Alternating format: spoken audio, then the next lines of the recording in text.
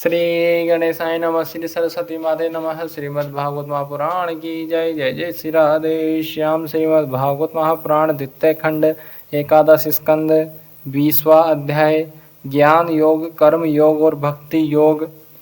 उद्धव जी ने कहा, कमल नयन श्री कृष्ण, आप सर्वशक्तिमान हैं। आपकी आज्ञा ही वेद है। उसमें कुछ कर्मों को करने की विधि है और कुछ के करने का निषेध है।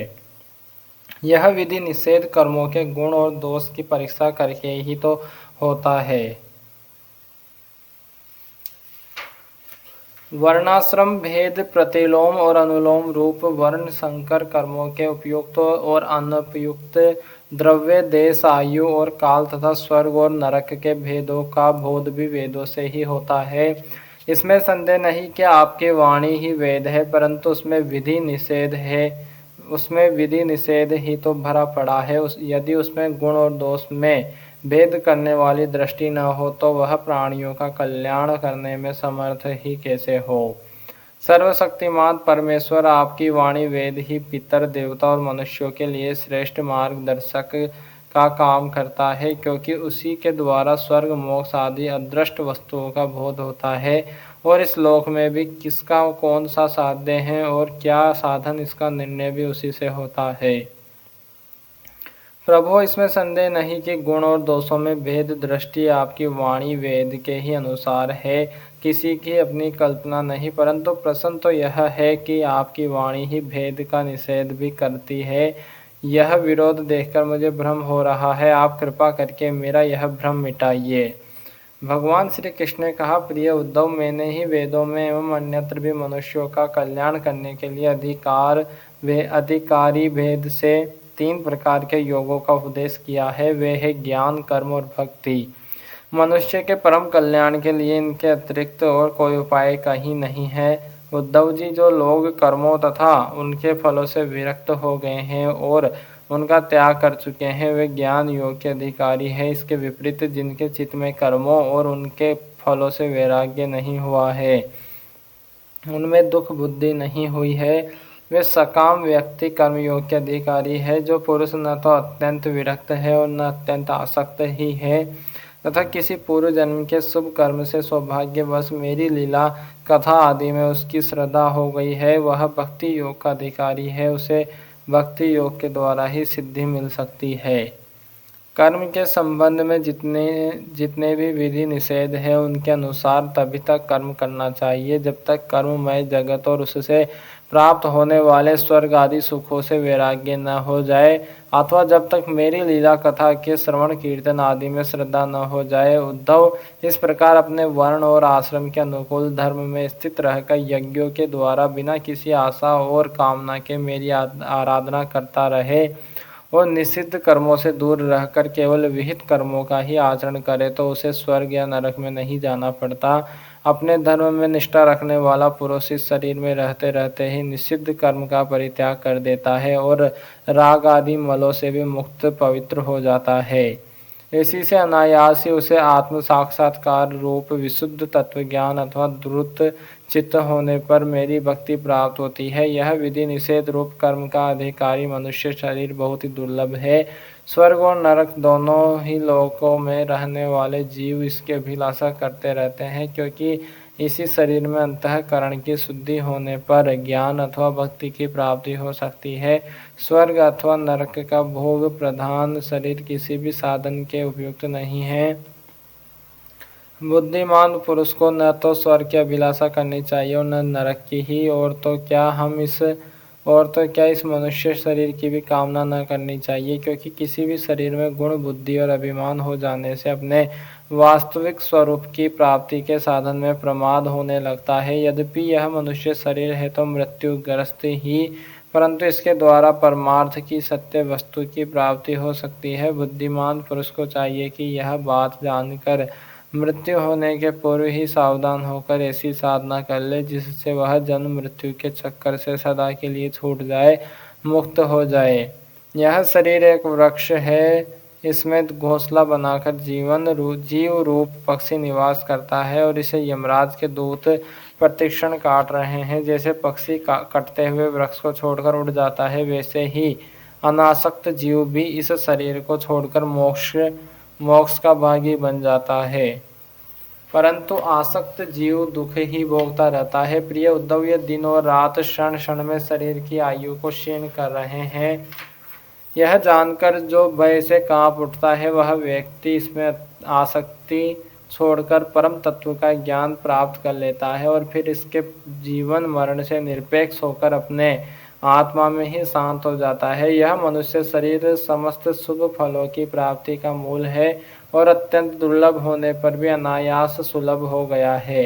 इस संसार सागर से पार जाने के लिए एक सुदृढ़ नौका है। शरण ग्रहण मात्र से ही गुरुदेव इसके केवट बनकर पतवार का संचालन करने लगते हैं और स्मरण मात्र से ही मैं अनुकूल वायु के रूप में इसे लक्ष्य की ओर बढ़ाने लगता हूँ। इतनी सुविधा होने पर भी जो इस शरीर के द्वारा संसार सागर से पार नहीं हो जाता, वह तो अपने हाथों अपने आत्मा का हनन अधः पतन कर रहा है।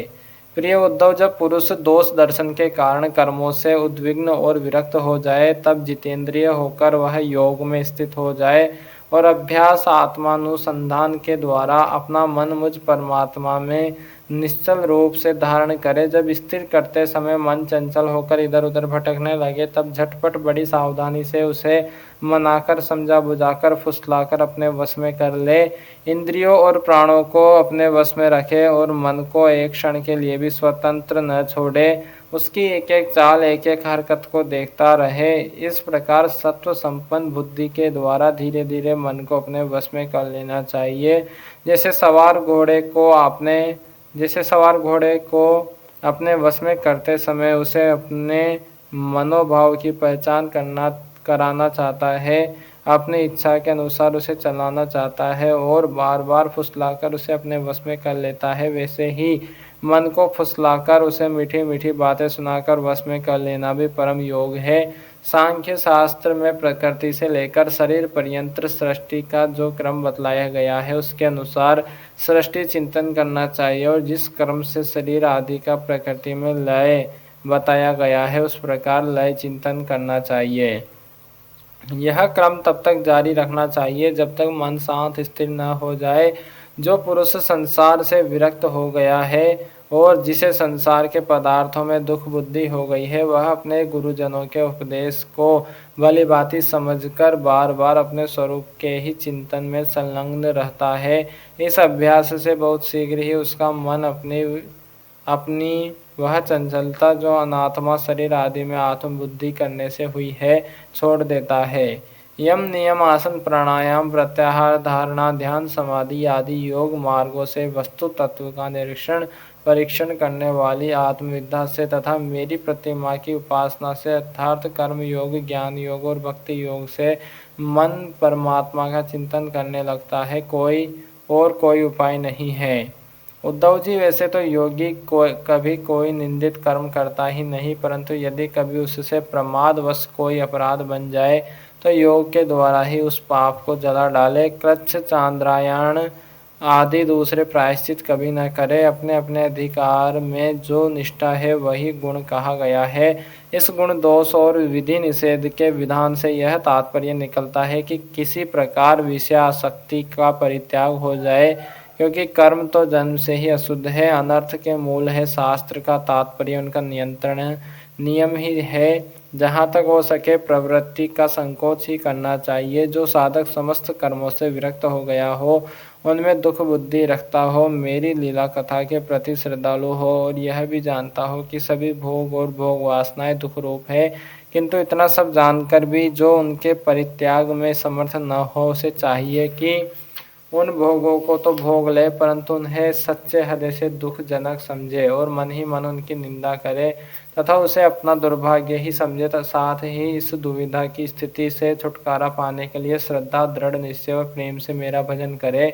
इस प्रकार मेरे बतलाए हुए भक्ति योग के द्वारा निरंतर मेरा भजन करने से मैं उस साधक के हृदय में आकर बैठ जाता हूँ और मेरे विराजमान होते ही उसके हृदय की सारी वासनाएं अपने संस्कारों के साथ नष्ट हो जाती है। इस तरह जब उसे मुझ सर्वात्मा का साक्षात्कार हो जाता है, तब तो उसके हृदय की गांठ टूट जाती है और उसके सारे संशय छिन्न भिन्न हो जाते हैं। और कर्म वासनाएं सर्वथा क्षीण हो जाती है। इसी से जो योगी मेरी भक्ति से युक्त और मेरे चिंतन में मग्न रहता है, उसके लिए ज्ञान अथवा वैराग्य की आवश्यकता नहीं होती। उसका कल्याण तो प्रायः मेरी भक्ति के द्वारा ही हो जाता है।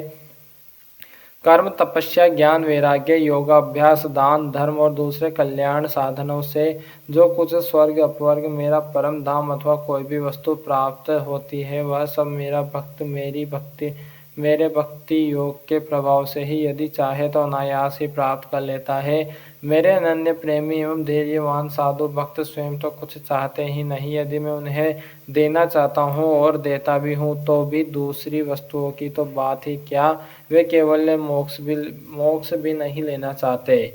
उद्धव जी, सबसे श्रेष्ठ एवं महान निःश्रेयस परम कल्याण तो निरपेक्षता का ही दूसरा नाम है। इसलिए जो निष्काम और निरपेक्ष होता है, उसी को मेरी भक्ति प्राप्त होती है। मेरे अनन्य प्रेमी भक्तों का और उन समदर्शी महात्माओं का जो बुद्धि से अतीत परम तत्व को प्राप्त हो चुके हैं, इन विधि और निषेध से होने वाले पुण्य और पाप से कोई संबंध ही नहीं होता। इस प्रकार जो लोग मेरे बतलाए हुए इन ज्ञान, भक्ति और कर्म मार्गों का आश्रय लेते हैं, वह मेरे परम कल्याण स्वरूप धाम को प्राप्त होते हैं, क्योंकि वे पर ब्रह्म तत्व को जान लेते हैं।